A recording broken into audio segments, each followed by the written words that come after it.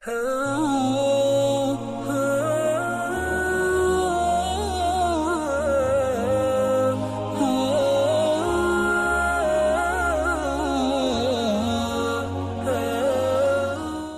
tandanya bahwa kita sudah mengenal Allah?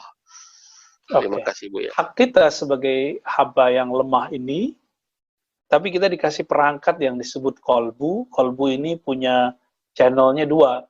Satu ke alam batin, aksesnya ke ruh, bernama rasa. Zauq, ya. Rasa ada di situ.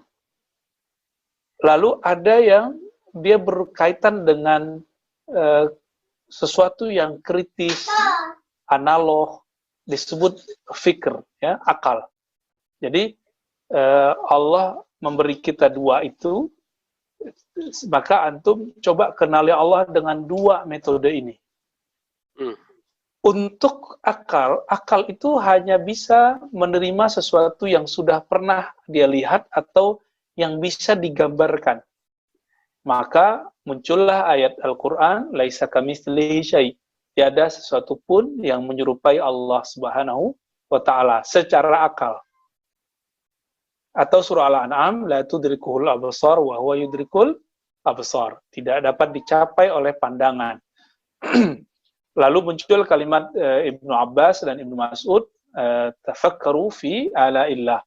Kamu fikirkanlah mengenai sifat-sifat kebesaran ciptaan Allah SWT, jangan pikirkan mengenai zat Allah. Dan ini riwayatnya sahih. Adapun kalau disebut ini kalam Nabi, riwayatnya dhaif. Tapi jika disebut ini kalamnya sahabat Ibnu Mas'ud dan Ibnu Abbas, itu dianggap sahih. Begitu perkataan Imam Suyuti dan Imam Nawawi. Ya. Lalu, bagaimana cara mengenal Allah? Tergantung. Antum mengenal Allahnya, sekarang levelnya level yang mana? Level akli, maka hanya bisa dengan analog sifat. Itulah rahasianya kenapa muncul dulu waktu kecil kita ngaji sifat 20. Anak kecil itu belum bisa mikir, maka dihafalkan dulu sifat 20-nya. Allah wujud, qidam, baqa. Setelah remaja, dewasa seperti sekarang, seharusnya sudah mulai memahami makna sifat 20. Tapi dengan cara yang tepat, gitu. Masa orang udah umur 20 dikasih susu balita, kan nggak cocok, ya. Susu Promina gitu kan nggak cocok. Ketika dia masih kecil, kita kasih dia kemampuan menghafal. Maka coba ajarkan anak-anak kita menghafalkan sifat 20, Asmaul Husna, itu bagus. Ya. Nanti ketika dia remaja, kita teruskan ngajinya. Sama nih teman-teman, semoga ini ada gerakan nanti di kalangan kita.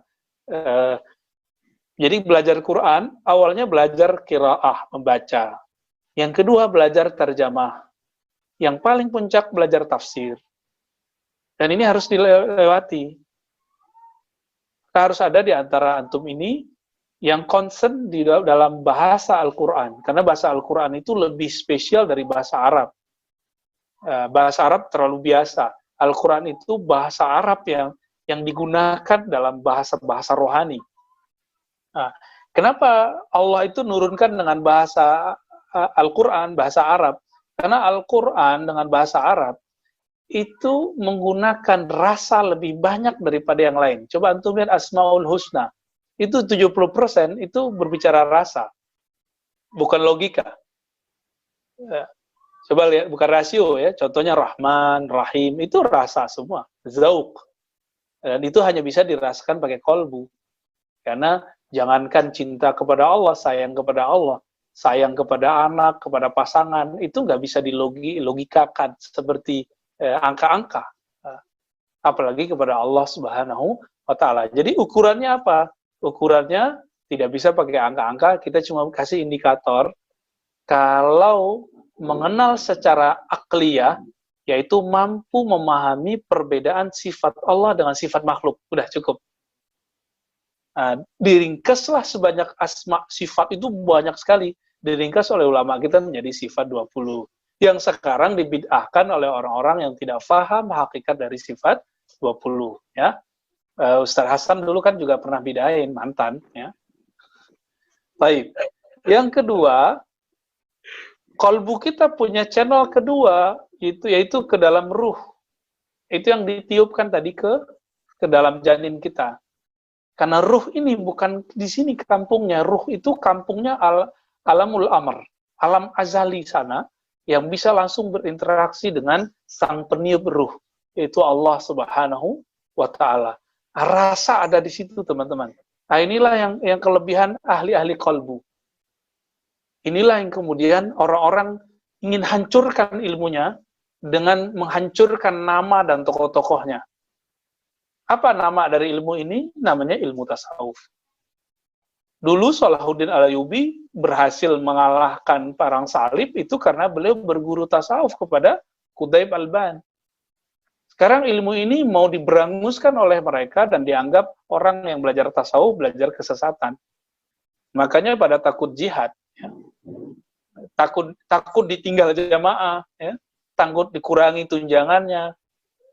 Salahuddin nggak takut. Kenapa? Dia hanya takut kepada Allah Subhanahu wa Ta'ala. Innama yakhshallaha min ibadihil ulama. Maka sisi ulama ada dalam dirinya karena dia hanya takut kepada Allah Subhanahu wa Ta'ala. Siapa gurunya? Qutb Al-Ban. Teman-teman, Al-Fatih, Muhammad Al-Fatih. Orang banyak di luar sana cerita tentang khilafah. Tapi mereka lupa, Al-Fatih itu punya masalah besar saat itu. Karena Turki menghilangkan sistem putra mahkota. Dianggap semua orang bisa menjadi sultan atau jadi khalifah. Itu yang jadi perang pertama kali yang dihadapi Muhammad Al-Fatih adalah menghadapi saudara-saudaranya sendiri. Baru kemudian menghadapi kufar, ya, orang-orang kafir. Siapa yang membimbing beliau untuk bisa menyelesaikan itu? Itu seorang sufi yang ahli kolbu tadi. Yang ahli kolbunya punya ruhani, punya rasa. Nah, inilah indikator seseorang sudah mengenal Allah dengan ruhaninya. Nah, kalau kebanyakan kita mengenal Allah dengan akalnya, teman-teman, akal ini suatu saat akan hilang. Orang marah aja hilang akalnya, ya kan? Orang marah hilang akalnya, orang susah hilang akalnya, orang sakit nanti hilang akalnya. Saya menyaksikan banyak ustadz, banyak dai, ketika dia sakit keras, akal sehatnya hilang, dia datang ke dukun. Kenapa? Karena akal itu akan terjepit dengan masalah-masalah fisik. Masalah-masalah dompet, masalah-masalah syahwat, semua itu akal akan terjepit. Tapi rohani tidak akan pernah terjepit oleh apapun. Inilah yang dibahasakan tadi dalam hadis Ibnu Mas'ud. Ya, Allah tetapkan 4 hal di dalam ruh itu. Nah, jika kita membiarkan ruh ini tidak bisa mengakses ma'rifat rasa itu kepada Allah, apa yang terjadi? Saya khawatir itu yang disebut su'ul khatimah. Karena orang nanti meninggal, sakitnya bukan main.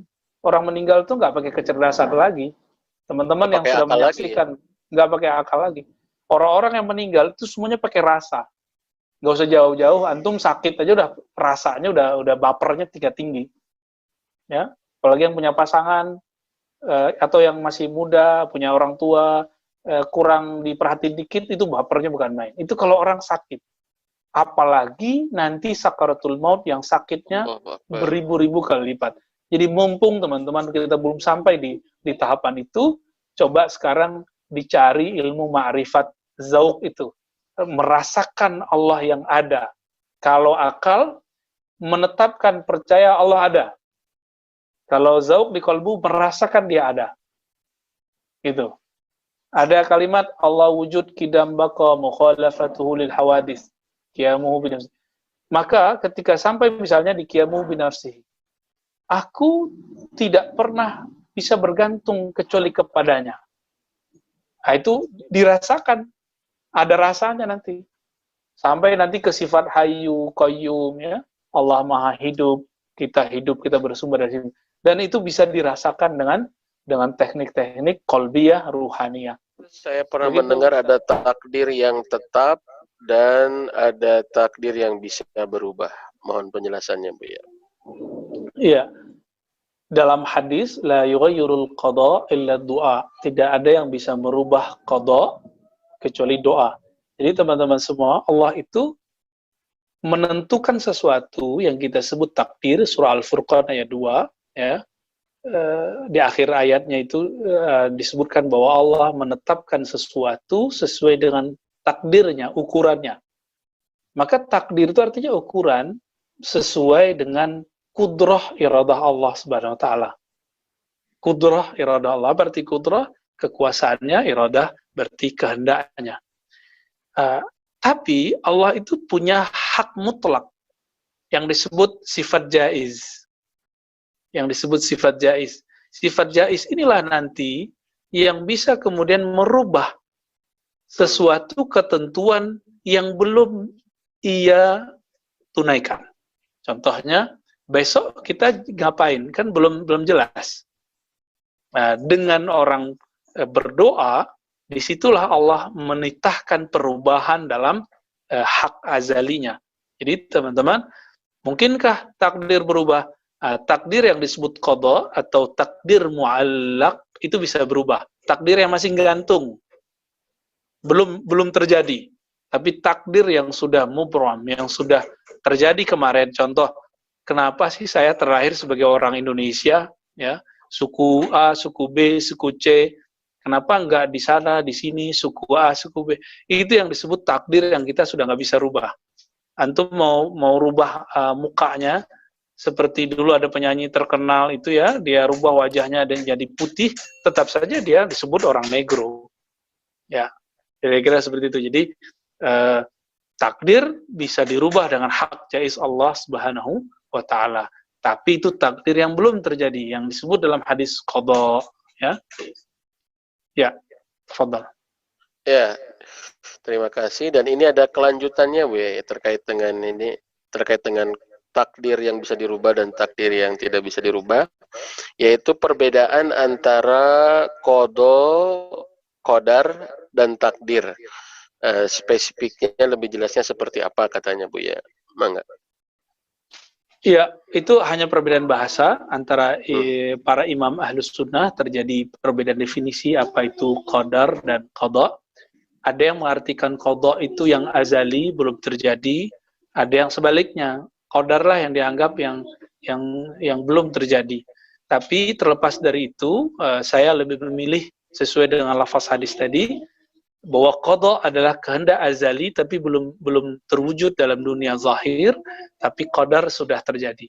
Nah, namun qadar itu sendiri maknanya umum, bahwa qadar itu mencakup qada dan takdir itu sendiri secara umum, ya. Pisah-pisah baru ada istilah qada dan qadar. Dalam hadis tentang iman, an tu'mina bil qadari khairihi wa syarri, tidak disebutkan di situ qada. Nah, berarti qadar di situ mencakup makna qada. Engkau percaya terhadap takdir baik dan buruk, nah, maka takdir di situ termasuk di dalamnya makna qada, gitu, ya. Jadi kalau istilah takdir lebih ke qadar gitu ya? Iya, lebih, kalau dalam bahasa Indonesia kita lebih identik mengatakan itu. Cuma belakangan orang kalau nyebut takdir itu juga bercampur. Kehendak Allah yang belum terjadi, oh nanti takdir kita apa? Berarti dia menyebut qada sebenarnya. Jadi ini perbedaan bahasa memang rumit antara ulama Baghdad saja sudah beda dengan ulama Hijaz. Ulama Baghdad sudah beda dengan ulama Uzbek, ya, Maturidiyah itu sudah beda dengan Imam Asy'ari. Ya. Bagaimana dengan non-muslim yang dalam hidupnya percaya bahwa Tuhan adalah Allah dan Isa hanyalah seorang rasul, akan tetapi keyakinan ini tidak diikrarkan, tapi diucapkan secara sadar, khususnya ketika diskusi, sehingga ia pun tidak merasa muslim yang harus mengerjakan syariat Islam. Nah, apakah sah muslimnya atau tidak? Syahadah itu dia adalah persaksian. Seseorang disebut muslim ketika dia mempersaksikan bahwa dia menerima uluhiyahnya Allah SWT dan risalah Nabi Muhammad SAW. Masalahnya, dia tidak menjalankan syariat Islam. Itulah yang cerita, ya. dia percaya saja itu sudah cukup disebut sebagai mukmin. Itu sudah cukup disebut sebagai mukmin. Karena aslul iman tasdik bil qalbi. Dasarnya ilmu iman adalah tasdik di dalam qalbu. Apa dalilnya? Coba antum lihat semua ayat yang menyebutkan iman dan amal soleh selalu dipisah. Wal asri dia paling gampang. Wal asri innal insana lafi khusrin illa alladhina amanu wa amilus salihat. Jadi semua orang merugi kecuali orang-orang yang beriman dan amal soleh. Jadi emang dipisah. Satu amal qalbu, satu amal zahir. Jadi orang ini mungkin sudah beres di amal qalbunya, tinggal dia mencari pelan-pelan mengenai amal zahirnya. Dan ini tidak boleh dipaksa, teman-teman. Ya, orang yang menjalankan dan mengenal Islam dengan kecerdasannya, dengan kesadaran utuhnya, itu lebih terpuji daripada orang yang menjalankan syariat Islam dengan terpaksa. Jadi kita doakan saja dia, tinggal disentil-sentil dikit, nanti dia akan ketemu jalannya, insya Allah. Jadi secara ilmu akidah, orang ini sah disebut mukmin.